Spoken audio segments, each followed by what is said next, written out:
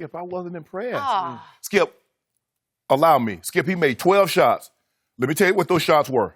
Dunk, layup, layup, miss layup, layup, layup, layup, layup, layup, layup, layup, dunk. There was one from 5 feet, so you got to give it like a little jump hook or something. Yeah. It was like a. But Skip. Okay, but they're all inside the little it painted restricted area. the paint. Restricted And that's the thing, Skip. And I've said this, and a lot of people have said this. Mm-hmm. We know he can dunk. We know he can lay the ball up. We know he can block shots. We want to see him expand the game where he's shooting the ball outside the paint. So why? I mean, he's an NBA player. Shouldn't he be able to lay the ball up? Shouldn't he be able, at 6'6", be able to dunk the ball? In that 29 minutes, he played 29. What did he play? He scored 29 points in 26 minutes. Yes. He had the lowest plus minus of anybody that touched the court. Mm-hmm. Okay. So Skip, I'm not. Every night, this young man steps on the court. Yep. He will do something that fans will leave like, man, did you see Zion? Yep. Did you see that dunk? Did you see that block shot? He will leave you. That's what the great ones do. They will leave you like, because I remember watching Michael Jordan, his rookie year. That man literally flying through the air. And that's when he had the gold, Skip, remember he had the gold chain on back then, and they banned him from start wearing the gold. I'm like, dude is literally flying. Okay, I got it. That's what the great ones do. Skip, I wasn't impressed with Skip, this is at the beginning of the game, this is what this was. This the layup line.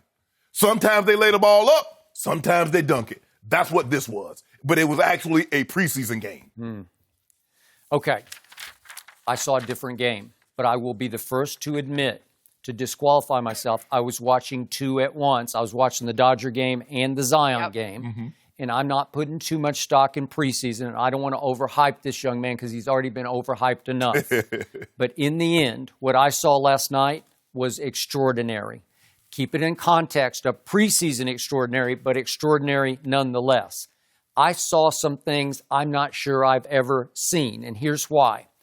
As I watched the first half unfold, I love the Pelicans because I love their energy, and I'm excited to watch them play. They've become must-see for me because of all the Laker kids, and I love Lonzo, and I think Lonzo has a chance to lead this league in assists this year because he's with a high-flying crew that's going to run it and shoot it like crazy. And I like Alvin Gentry, and I think he's going to be good for this young group because he's going to show them the ropes. He's going to show them how to do it within the confines of run and shoot. But first half, they were completely out of sync, out of rhythm, out of flow. It was all ISO. One of the breaks, Alvin did an interview, and he just blasted the whole team. We're playing nothing but ISO ball, and we're not an ISO team. And Brandon Ingram was just sort of taking it solo every time. Like, blah, blah, blah, I'm going to take it, force it up, run into somebody, shoot an air ball. It was ugly basketball for too much of the first half, and they were getting annihilated at Chicago by Chicago. And yet, I'm still watching into the third quarter, and at some point, I thought, I wonder what the box is saying about Zion. It seemed like he had 6 or 8 points, and I look, and he had 21 points. And I'm saying, wait, how could he have 21 points? And then a couple of minutes later, he's got 29 points total. And then, at the end of the game, they start showing the whole highlight package, and I'm saying, wow, wait a second. That happened, and that happened, and that happened. And then I'm reading the quotes, the post-game quotes from the Bulls. And I'll just do one. Zach LaVine. He's a pretty good player. Look at his numbers last night. They were good. He had a big game last night.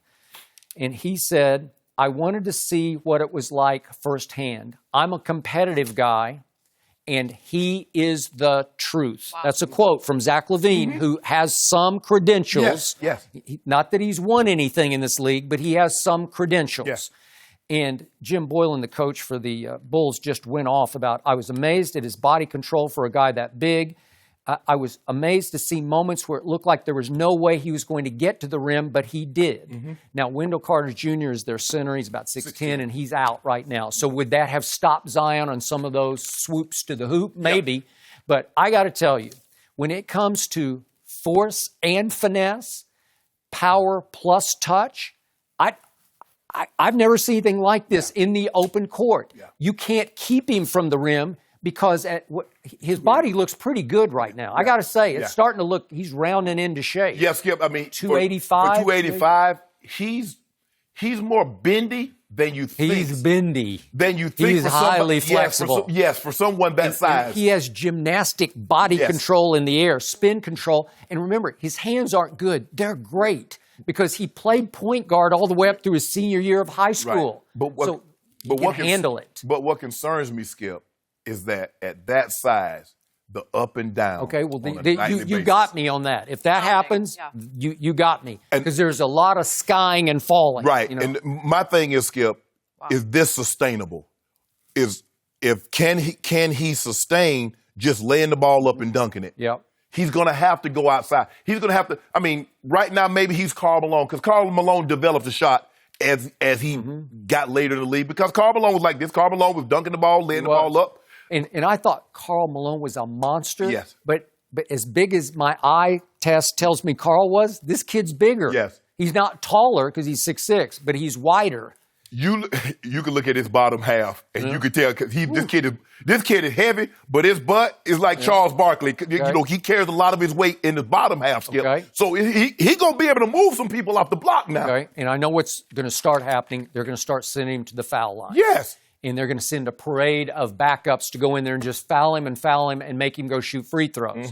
Can he shoot 70%? His stroke is good enough to shoot 70, but he's not there right now. And the question is, Skip, let's just say for the sake of argument they play the Lakers. Who's he going to guard?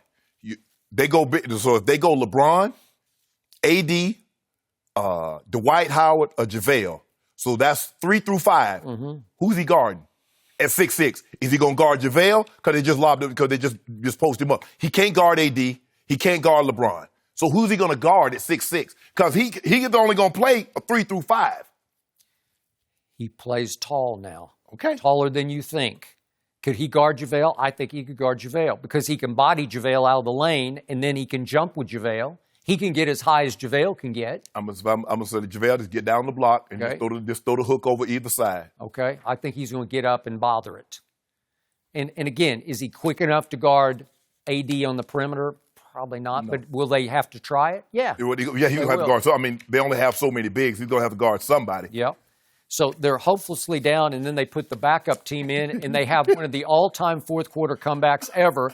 And what I loved about it was, you know, it's led by just a bunch of kids. But the point is, in the end, they came back and won, and the bench was going crazy, the bench featuring Zion and Lonzo and B.I. And I love the spirit of the team because all of a sudden you got firepower. And Alvin said after the game, we are a deep basketball team. Yes. Okay. And that's the side of a good – Skip, I mean, I remember in preseason and, you know, coming out – obviously I was a starter and coming out and watching the young guys go in there. Skip, it did me good to see the guy make a play. Yeah. Be it a tackle, you know, a catch, run the ball, you know, anything. I'm like, get him. Yep. And, you know, you see these guys in there, they're doing well. You're like, everybody's excited. It's infectious. It's contagious. And Josh Hart's a player. You know that from last year. He D up. And I love it. He's going to come off the bench. And that kid they drafted in the first round that I was a little shaky on out of Virginia Tech, that Nickeil Alexander-Walker, he made big shots down the stretch. And they came back and won. So I am going to be watching the Pelicans every single night. Yeah, they got hot from three. That second unit got hot from three. They did. That's what got them back in the game, Skip, was getting hot from the three-point line. When's the last time you said that? You're going to be watching the Pelicans every single night. I know who you're going to be watching every night. You know, when Chris Paul was young, where he was such a force, I would watch him a lot because I'd be in awe that a 6-foot guy could just dominate the game. Right. But this is a whole new level. Must-see this basketball. is crazy. And watch, Lonzo and Zion on the break are going to be must-see. Oh, well, Lonzo going to get 3 to 4 assists tonight just on lobs. Well, Lonzo didn't play very well, and he was 0 for 3 from 3 just for the record. But he plays like, 18 minutes? 19, maybe almost 19. He had 9 assists in 19 minutes. Uh-oh. Look out, league. Okay. Yeah. Thank you for watching. You can subscribe here to get the latest from the show, and be sure to check out more of the best clips from Undisputed, or go watch a few other segments from our other shows on FS1.